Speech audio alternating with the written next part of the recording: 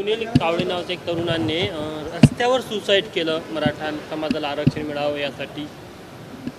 नाही, नक्कीच अत्यंत दुःखद आणि मन हिलावणारा ही घटना आहे।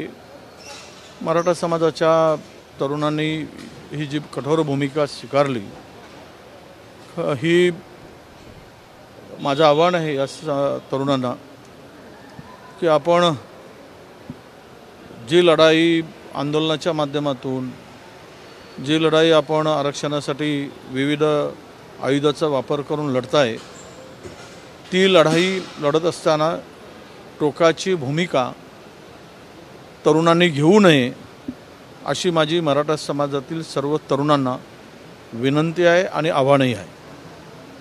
आज हा तरुण स्वतःला समाजाच्या मागणीसाठी आरक्षण मिळवण्यासाठी स्वतःचा जीव देतो। काय तुम्ही अजूनही पालकत्वाची वाट पाहताय? ओएसिस फर्टिलिटीने आता 90,000 जोडप्यांचं आयुष्य आनंदाने भरलं आहे। आजच कॉल करा 78 25 89 36 02 वर आणि मिळवा फर्टिलिटी ट्रीटमेंटवर सूट आणि सर्वांना द्या आनंदाची बातमी। आता सरकारने या संदर्भात जे काही आश्वासन दिलेलं असेल त्याची पूर्तता त्वरित करावी आणि पुन्हा अशा दुर्दैवी घटना घडणार नाहीत याची काळजी शासन म्हणून घ्यावं अशी आम्ही मुख्यमंत्री आणि दोनही उपमुख्यमंत्र्यांच्याकडे आमची विनंती असणार आहे। जो काही निर्णय आहे त्यांना दिलेल्या मर्यादित घ्यावा।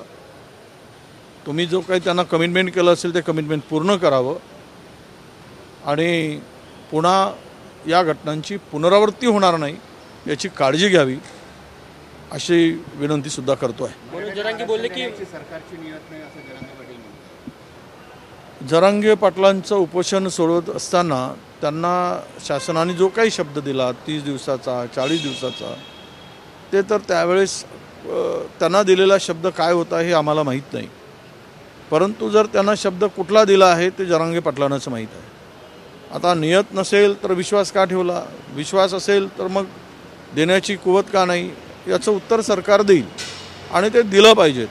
आज जो आक्रोश समाजामध्ये निर्माण झालेला आहे मराठा समाजात ही सरकारच्या चुकीच्या निर्णयामुळे, चुकीच्या धोरणामुळे, चुकीच्या आश्वासनामुळे आणि त्या संपूर्ण मराठा समाजांना तुम्ही आरक्षणाच्या बाबतीत दिलेले जे काही शब्द होतात तो पूर्ण न केल्यामुळे आज ही अवस्था निर्माण झाली।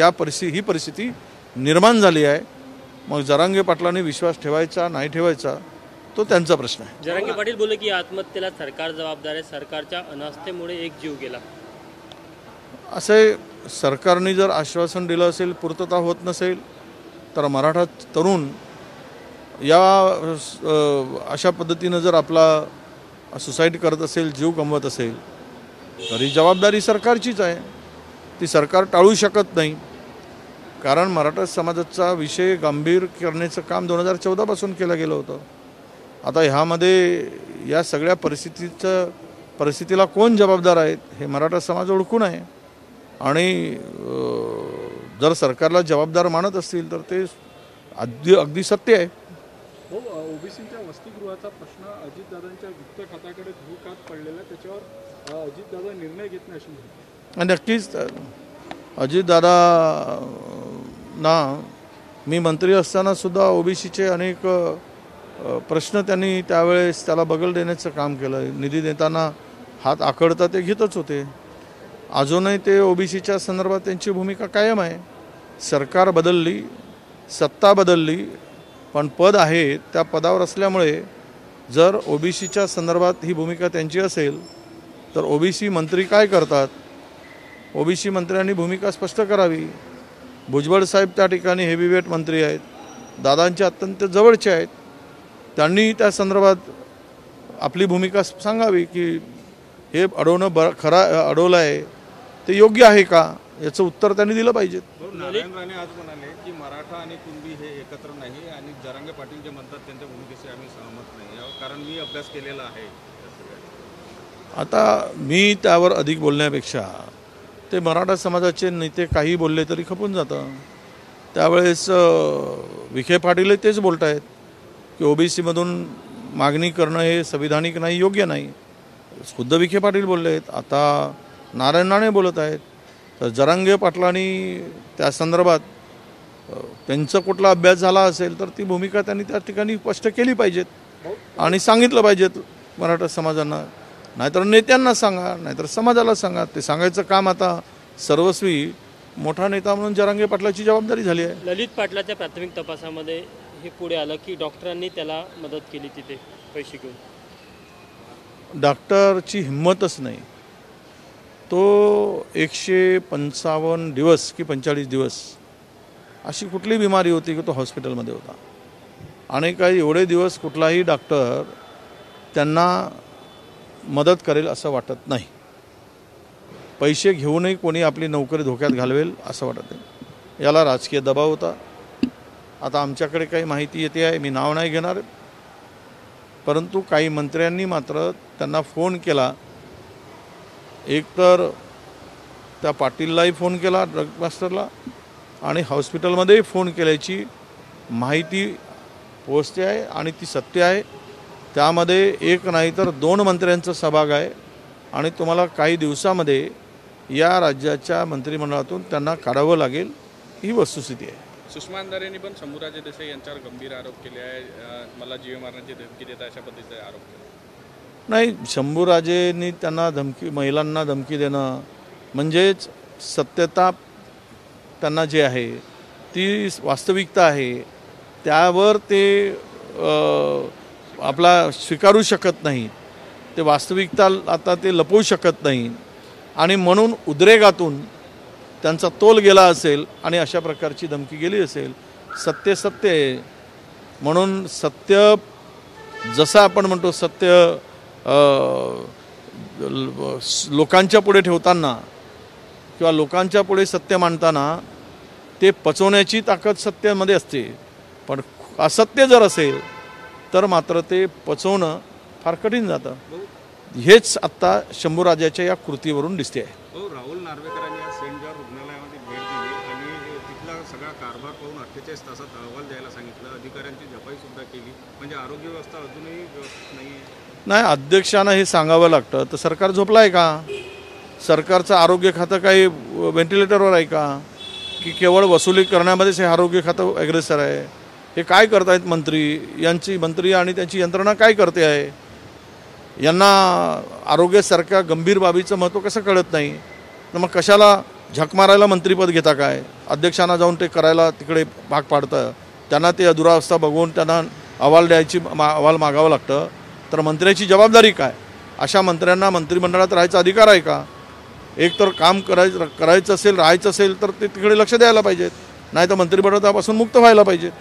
भाऊ, एकनाथ खडसेंवर जी कारवाई होताना दिसत आहे महसूल विभागासंदर्भात, काय वाटतं तुम्हाला? ती द्वेषपूर्ण आहे, द्वेष भावनेतून आहे, बदल्यांच्या भूमिकेतून ती कारवाई आहे. वास्तविकता त्यामध्ये वेगळी आहे आणि राजकारणामध्ये मतभेद असू शकतात, परंतु मनभेद निर्माण झालेले आहेत. त्या मनभेदातून बदला घेण्याची भूमिका सरकारने खडसेंच्या संदर्भात स्वीकारलेली आहे. मुख्यमंत्र्यांची वर्षा निवासस्थानी भेट घेतली, काय विषय होता, काय या भेटीचं? तुम्ही काही चॅनलवाले तर भलत्याच दिशेनं घेऊन गेलात. म्हणजे मुख्यमंत्र्यांना विरोधी पक्षनेते भेटू नये का? आता उघडच गेलो काय, लपून गेलो काय, तोंड बांधून काय तोंडावर? आता मी 4 महिन्यामध्ये 3ऱ्या महिन्यामध्ये दुसऱ्यांदा भेटतो आहे त्यांना. राज्यातील काही प्रश्नावर चर्चा असते. बेरोजगारांचे मोठे मोठे मोर्चे निघत आहेत, ते पत्र दिलं की हे ज्या रद्द करा. हायकोर्टामध्ये पिटिशन आहे, त्यावर पुनर्विचार करा ही मागणी केली. त्यानंतर त्यामध्ये समाज कल्याणचे हॉस्टेल सुरू आहेत. 4 महिन्यापासून त्यांना अनुदान अजून मिळालेलं नाही. पोरं उपाशी मरत आहेत. हे विषय घेऊन मुख्यमंत्र्यांबरोबर चर्चा करायला नको? हे विषय घेतले नाही पाहिजेत? आणि काहीतरीच म्हणजे बेसूरपणा काही चॅनलचा मला दिसतो आहे. असं करू नका.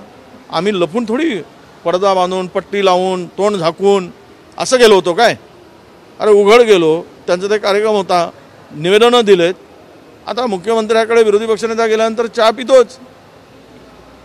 बरं झालं बिस्किट नाही खालेत.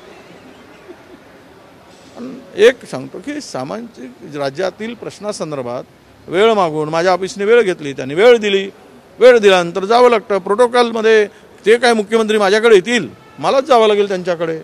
म्हणून जरा तारतम्य ठेवावं अशी माझी मीडियांना विनंती आहे. एक स्टील उद्योग एक स्टील उद्योग बावनकुळेंच्या काल सभेमध्ये बावनकुळेंनी विचारलं की पुढचं पंतप्रधान कोण, तर लोकांनी आवाज दिला की राहुल गांधी पंतप्रधान. हो, आता लोक स्पष्टपणे भूमिका स्वीकारली आहे. आमचे राहुलजी पंतप्रधानांच्या संदर्भात ज्या पद्धतीनं पंतप्रधान होतील ही जनतेची इच्छा दिसते आहे. तरुणाई राहुलजींना आता पंतप्रधानपदी बघण्याची त्यांना इच्छा झालेली आहे. ते म्हणालेत की 450 लोकांनी पैकी एकाने घेतला. 450 पैकी 435 लोकांनी नाव घेतलं राहुल गांधींचं. हे बावनकुळे लपवत आहेत. 435 36वा हा तरुण होता. म्हणजे किती बदल झालेला आहे आता हे बावनकुळे लक्षात घेतलं पाहिजे. राज्यातले स्टील उद्योग महागड्या विजेमुळे शेजारच्या राज्यामध्ये जात आहे. किती गंभीर विषय वाटतो तुम्हाला? नाही, मधामध्ये आमचं सरकार मध्यंतरी आलं होतं किंवा त्यापूर्वीसुद्धा राज्यातील उद्योग स्थिरावेत म्हणून त्यांना काही सवलती जाहीर केल्या होत्या. त्याचे झोन पाडले गेले होते.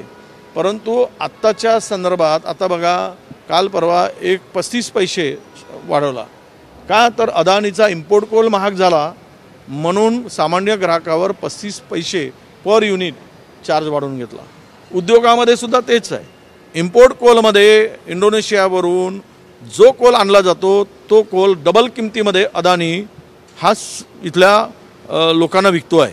त्यामुळं पॉवर महाग होत चालली आणि या राज्यामध्ये उद्योग स्थिरावणं ते कठीण झालं आहे. ह्या उद्योगासाठी सरकारची अजूनही कुठली स्पष्ट अशी नवीन वाढते सगळे महागाई निर्देशांक पाहिला पण महागाई वाढते आहे, कोळशाचे दर वाढते आहेत, कच्च्या मालाचे दर वाढते. हे सगळ्या परिस्थितीमधून स्टील इंडस्ट्रीला स्थिरावण्यासाठी एक नवीन पॉलिसी सरकारने आणावी, त्यांना सवलत घोषित करावी. नाहीतर राज्यातून हळूहळू उद्योग पलायन करतील.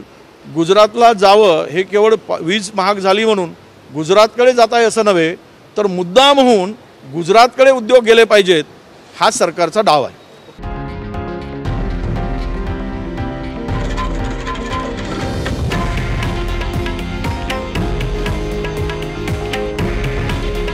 हे आहे देशातील नंबर 1 न्यूज नेटवर्क आणि आपण पाहत आहात TV9 मराठी. काळजी तुमची, हित महाराष्ट्राचं.